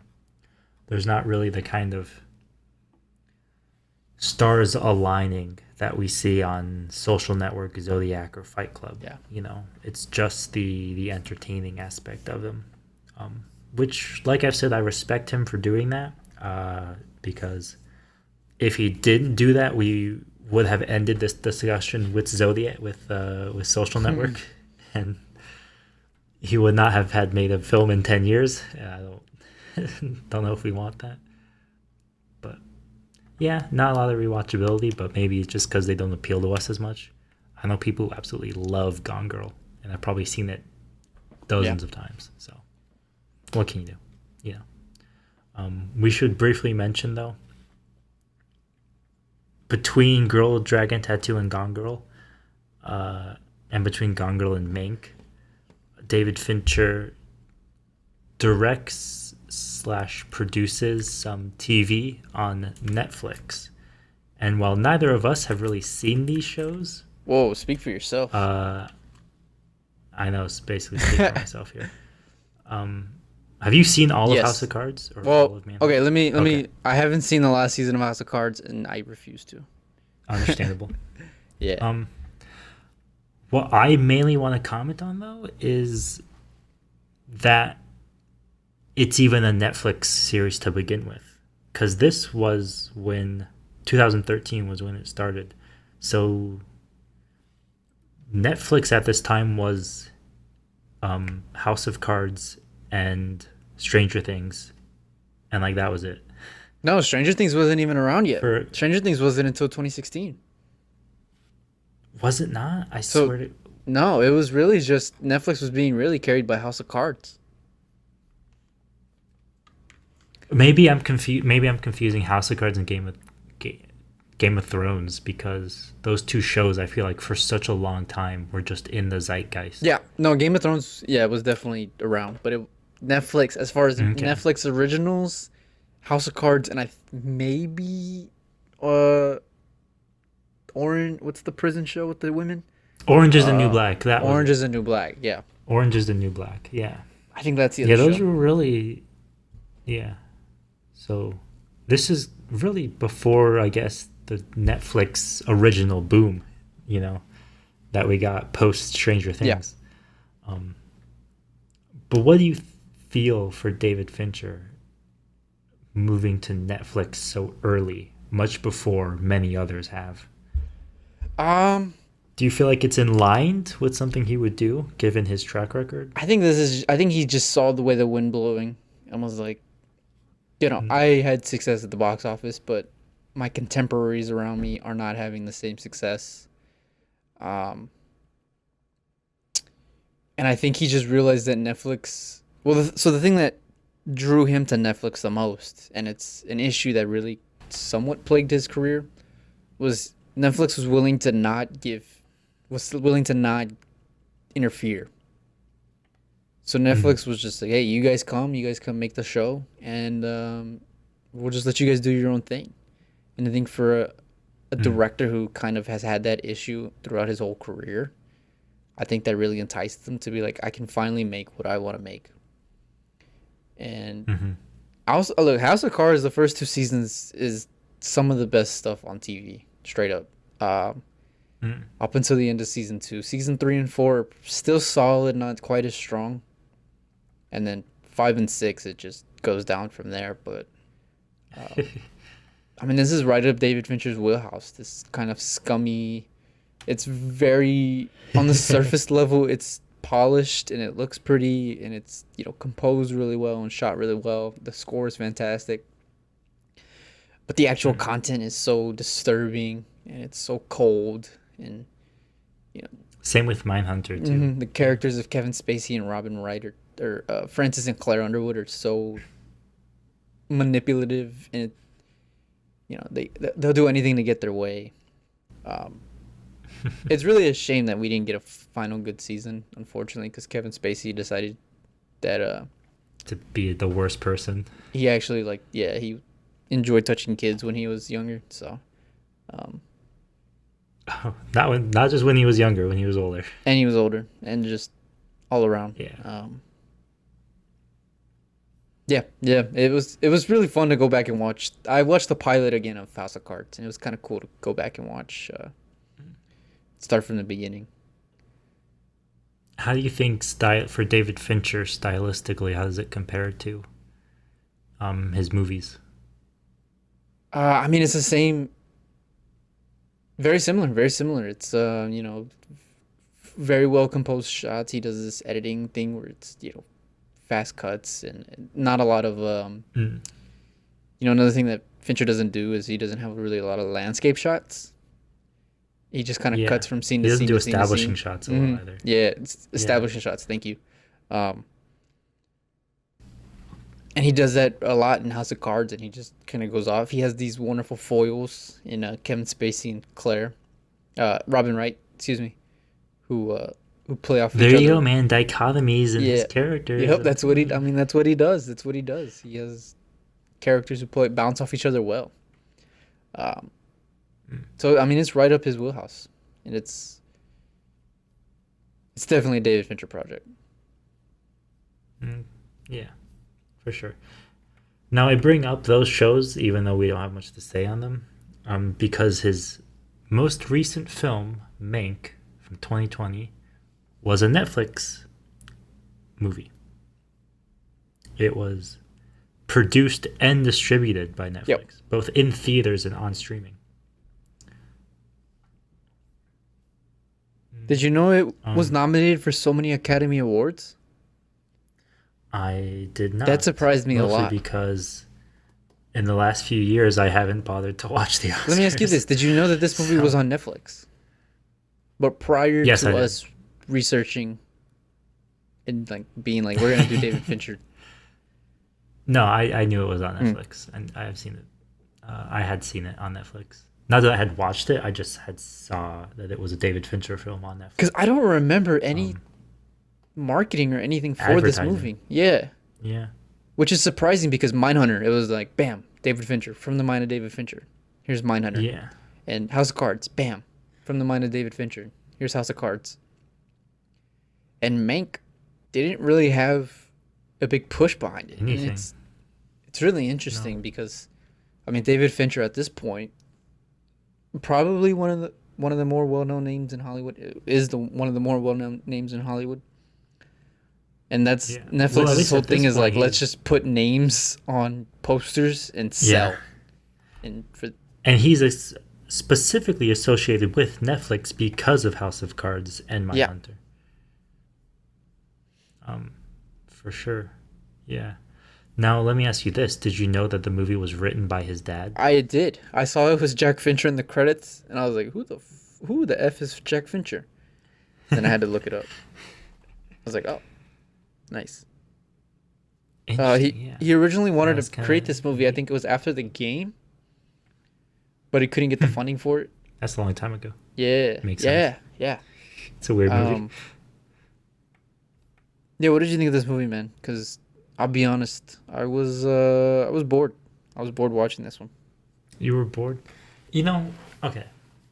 There were times in the film where I instinctively reach for my phone to do something else. There are definitely parts of this film that I really, really thought were good and I liked. The story was very long and dragged on, and there are scenes that aren't really, the connection between them is kind of what's the word? Like there is a connection, but it's not like a through line, if you know what I mean. Especially towards the middle of the film. The film, for me, it starts strong and ends strong, but there's a good hour because it's a 2.5 hour long film. Yeah. So there's literally like an hour in the middle where I'm like, what are we talking about? What's going on? How does this inform Citizen Kane? I will start out by saying what I loved about this film is how David Fincher shot it in black and white and used a lot of old practical cinematography techniques. I really liked and appreciate that. There were a lot of references to Citizen Kane as well. Like there's the scene in the mansion, I think it is, where there's the light shafts coming through the top windows, which there's a scene in Citizen Kane where they go to like a library and it's set up similarly. There's older techniques, like they have a shot where they had rubbed Vaseline along the lens to kind of give it this weird glossy feel, which is a super old school Hollywood technique. I really liked that element to the film. I feel like, if I can continue talking, we have seen Fincher do this in the past. In The Game, in Girl with the Dragon Tattoo, he's done that where he's used old footage, old style footage. He recreates Benjamin Button. Yeah. We see that as well. So he definitely has an appreciation for old cinema and old film itself. So I think that there were times in this film where I was like, okay, he's purposely trying to recreate the framing of old 30s or 40s movies, the sound, kind of that soundstage flat framing. I feel like he loses it for the most part. Most of this film just feels like a 2020 movie, and it doesn't feel like the 1930s movie that it wants to look like. But for the most part, that was easily for me one of my favorite parts was the cinematography in this. And I'll say this. I've been talking about how David Fincher can get a performance out of any actor, but I would be willing to bet if he just let Gary Oldman do his thing, and if there is any actor you have to never give a note to, it should be Gary Oldman. Because that dude does everything. Yeah, yeah. I don't think there's Easily. a role Gary Oldman won't do. Yeah. and a role he won't do well Yeah. either. Seriously. What about you? What did you like about this movie, though? I did like that it was a history lesson in early filmmaking, especially with a movie that is so high profile like Citizen Kane. Um, Mm-hmm. you know, a lot of people think it's one of the greatest movies of all time. Probably not. Yeah, we all know that Paddington 2 is. The Yeah, greatest they're movie all of wrong. time. It's actually Shrek 4. I did like that though, that it was kind of like a throwback to 1930s, and I remember watching the scene and being like, man, I wish I was alive back then. And then I look at my skin color and I'm like, you know what? Yeah, I'm okay where I'm at now. um, yeah, but the costume design, I mean, everything, the costume design was wonderful. The monochromatic sound was monochromatic. I don't think it's a word. Yeah, what Mono did you sound. think of the soundtrack? I, Because it's still Trent Reznor and Atticus Ross, but they recreate 1930s instrumentation. yeah, it's pretty ingenious. Because I mean, this is supposed to be presented like it's a 1930s movie, and it really is from top to bottom. I mean, even the way it's shot, not Oldman. Fincher doesn't really use a lot of CG. It's very kind of static shots. We don't really have a whole lot of moving shots. You know, the way that Fincher likes to use moving shots. It's a lot of shot, reverse shot, or big wide shots. I just think that's, if you're gonna present a movie like it's the 1930s, I think that's a very smart thing to do, because you could have easily made this a 2020 movie. But at the same time, Yeah, for sure. the actual content of it does feel like a 2020 movie, like you said. Like the way that, whether it's the way the characters talk or you know, look. You know, Some of the camera movement, yeah. some of of the the- camera movement, yeah. Sometimes Fincher gets a little excited. In terms of the CGI, it's funny you brought that up because, so I don't know if you noticed this, but the background, the sky, in a lot of the exterior shots Is that CG? was, I believe, CG because I think it was made to look like the old matte painted skies of older 1930s. Yeah, I didn't even movies. notice that. There was one scene too where Amanda Seyfried, if that's how you pronounce her Sure. name, and Gary Oldman, they're walking around the mansion, and that was actually, at least according to the production notes, that scene was day for night, which is a old technique that we basically never have to do anymore, but it's where you Shoot at night. film a nighttime scene during the day. Yeah. And it's been done in a lot of old films. They did it all the time. I remember Clockwork Orange had a day for night scene in it. Francis Truffaut has a movie called Day for Night about filmmaking, but it's such a that like I said, that was one of those things about this film that I really appreciated, was using those older cinematography techniques for sure. It's just a shame that they didn't commit to it, and they kind of lost it in some places. Definitely. Now, how do you feel about the story itself? Because it is a true story to a degree. To a degree. I mean, it's the classic story of redemption. It's this down and out screenwriter who is kind of down on his luck, and he's gifted this job opportunity. He's more or less been ostracized from Hollywood. Like the studios don't really Hollywood, like yeah. him. He's given this one in a lifetime chance. He takes it, and then he's remembered as, you know, the screenwriter for Citizen Kane, which is, you know, a lot of critics think is one of the greatest screenplays of all time and one of the greatest movies of all time. Like I said, It's also not what Orson Welles wanted. correct. Yeah, yeah. Yeah, I didn't mind it. I think it was, you know, it's just a classic redemption story.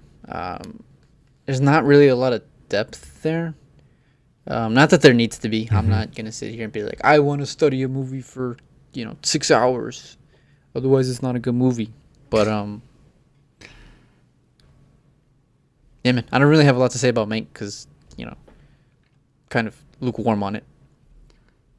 So let me ask you some of the casting then. Let's talk about the cast. Because Gary Oldman, we don't have to talk about. Sure. Amanda Seyfried, Lily Collins. What do you think about them Um, or their characters? Because I think Amanda Seyfried, while her performance didn't really stand out, she definitely looked Yeah. the part. And I feel like that might have been why she was mostly They put that casted. Was just her bleach look. blonde hair, and she looks Yeah. almost like She had like those Marilyn massive blue eyes. Monroe-esque. Yeah. Yeah, She had the for big, sure. her big alien eyes were able to show her makeup. Yeah. Mhm. Um, I don't know. I feel like they were casted just because it's like, hey, we have Amanda Seyfried and Lily Collins in our movie. You guys should watch it on it. I mean, Netflix does this all the time. All the Yeah. time. This is like a Yes. typical Netflix thing where they just get relatively known actors and put them in roles. Mm. I don't know. Is this Lily Collins' best movie? No. I feel like she's mostly just done like, young adult movies. Yeah. At least from what I gather. She did do the Ted Bundy movie, which I heard she was good at. I don't know. I've never seen it. Oh yeah, the one with the really long name. Yeah. That was Zac Efron, right? He Yeah. played Ted Bundy. Yeah. That's yeah, not bad. Now, let me ask you this. What do you think about Bill Nye? Bill Nye. He has one scene. He's in it? He plays Upton Sinclair. He's in the Oh, streets and he's talking in the streets. How did I miss him as Bill Nye? I didn't even know that was him. That was Bill Nye. I heard his voice and I was like, hold on. And I rewrote. Are you Go serious? back 10 seconds and I was like, oh my God. Bill freaking Nye No plays way. Upton Sinclair for like, he's only in there for like 30 seconds or something like that. Maybe 1 minute. Ha! I love it. Yeah. He's there, man. Go back and watch it. I can't believe I missed that. How did I miss that? Because Upton Sinclair in real life was like a really tall, Yeah. skinny guy. And Bill Nye is super tall and really skinny. And it works. And he's over there telling about, his atheism and environmentalism. And that's totally Bill Nye. I want to look up a picture of him. See if I remember. I'm telling you, man, David Fincher can get a performance out of anyone. Where is he? I can't see him. Okay. I'll go look back and look at it. I didn't even notice that. I didn't even know that was Bill Nye. That's crazy. Once again, Fincher does it again. First he did it with who's the first one he did it with? Justin Timberlake. Then he does it with Morgan Freeman. Oh, I was muted. Sorry.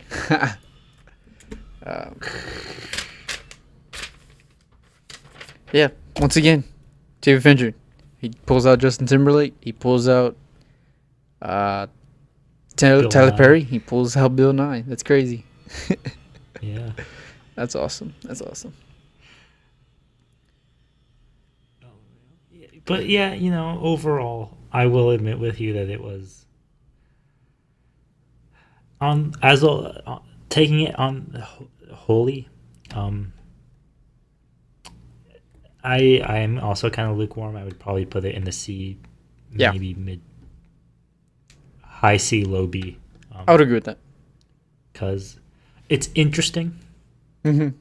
I like the topic. I like the way it's shot. I just think that there is too much in it and too much of too little. It feels more like a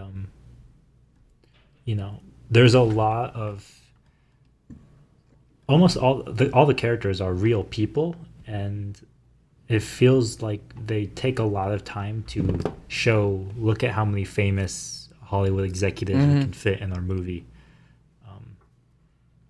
versus just telling the story of Mankiewicz himself.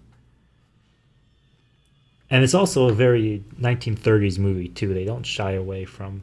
I know this was written by his dad, so maybe his dad is into 1930s stuff. But there's so many references to pop culture and movies and literature from that era that if you're not familiar, You'll be a you little might not lost. even understand Yeah. a good Yeah. portion of the dialogue in this movie.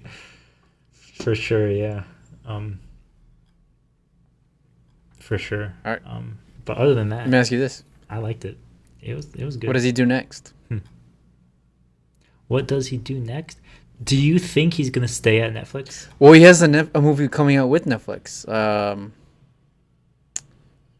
The Killer. Yeah. It's a graphic novel. Oh, really? Andrew Kevin Walker I didn't is know that. writing the screenplay, so he's doing a collab again with the guy from Seven, the screenwriter from Seven, excuse me. And Michael Fassbender is attached to star. Ooh, and the comic book is a French comic book, and I trust it for being pretty good, just based on that alone. Franco-Belgian comics are like top tier stuff, man. That's I think he stays with Netflix. I think he understands that Netflix just I was gonna say gives that too. him what he wants. He doesn't have to fight with the studio anymore. For better or worse, he's Yeah. gonna do what he wants to do. I think from now on.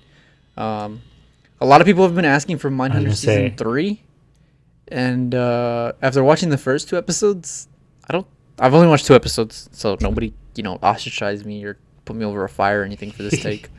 But I don't know. It doesn't really hold itself well to multiple seasons. I feel like 2 seasons is pretty good for the show that it is. Does he go back to TV? Yeah. Does he go back to show running? We'll see. He produces TV shows, doesn't he? He produces another Netflix show, Love, Death, and Robots. Huh. Oh That's what it's called. Yeah. Forgot about that one. That'd be cool if he went back to Don't music videos.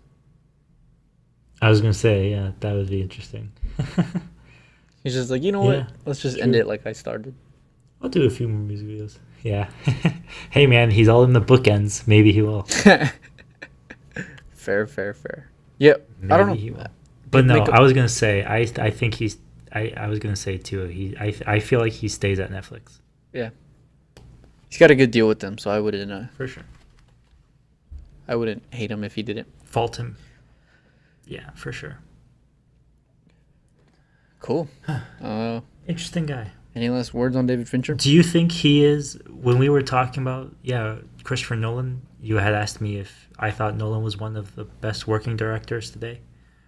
Do you feel that David Fincher is one of the best working directors of the day? Yeah. He's at least up there. Yeah. Yeah, Definitely. He's consistent. I mean, we have to admit that even his worst movies are better than like 90% of movies that are coming out nowadays. And there's always going to be a level of something that Yeah. is super unconventional with what he does, right? Whether it's with the camera, with the sound, Even the with the movies that- editing. Yeah. I mean, because what I appreciate about him is even when he just wants to make a movie to be entertaining, he still puts effort into it. These aren't just like, the generic kind of mediocre, or not even mediocre, just the passable movies, the okay movies that we get all the time. He's still trying to, make it good. Yeah. Make it look good, make it sound good, make it resonate. All the pieces are going to build towards one aesthetic. I appreciate that about him, for sure. What were your favorites? Social Network and Zodiac are at the top. Fight Club Yeah. and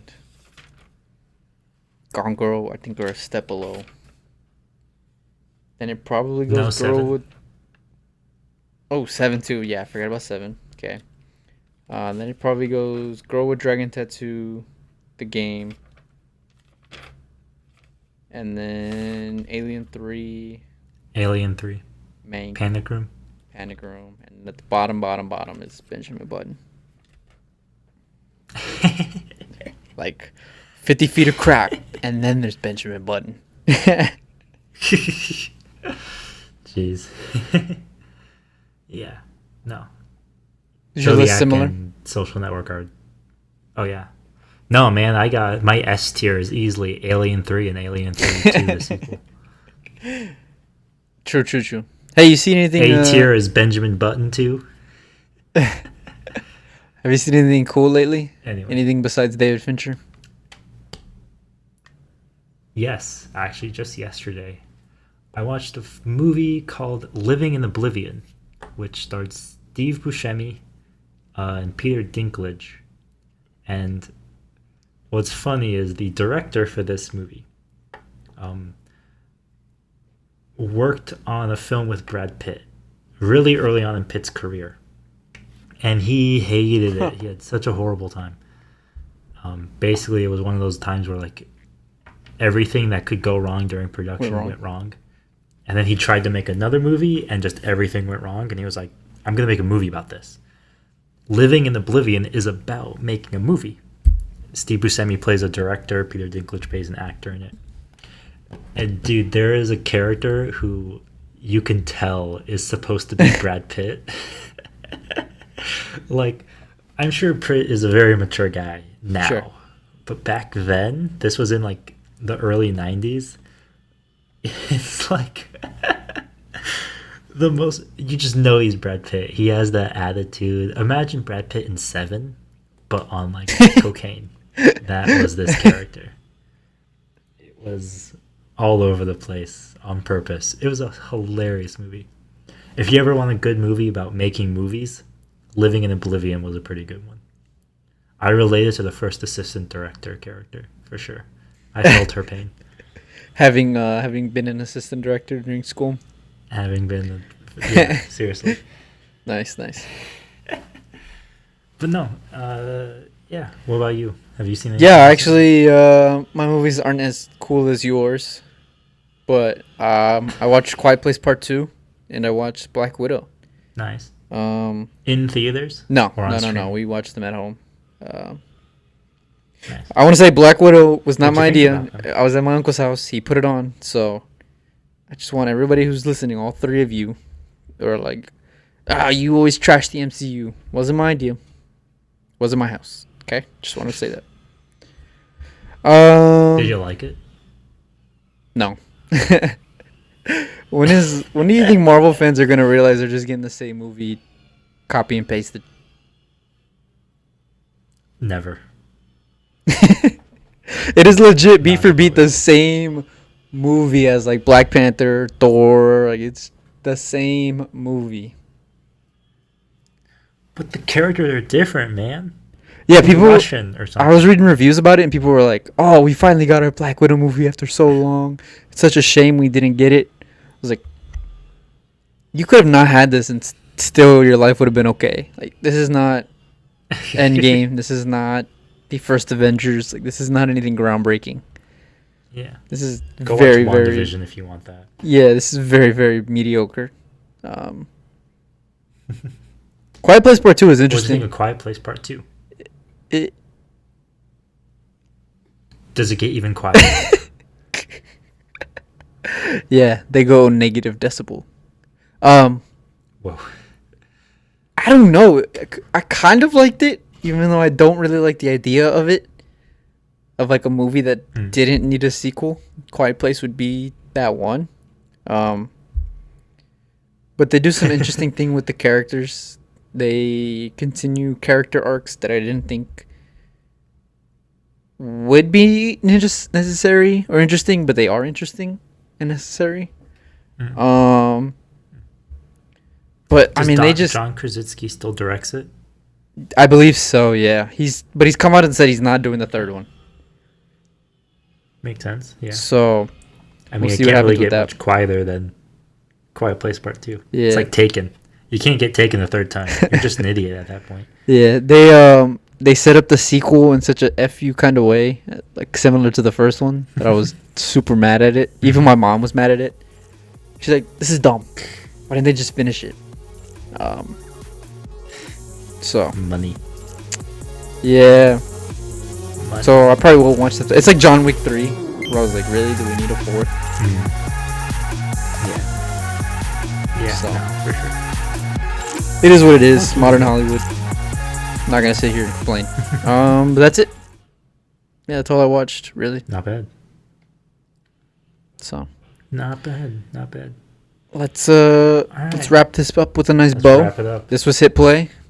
I was Isaac Jimenez. That was James Harding. You guys have a wonderful night. This is the bookend. This is our bookend on David Fincher.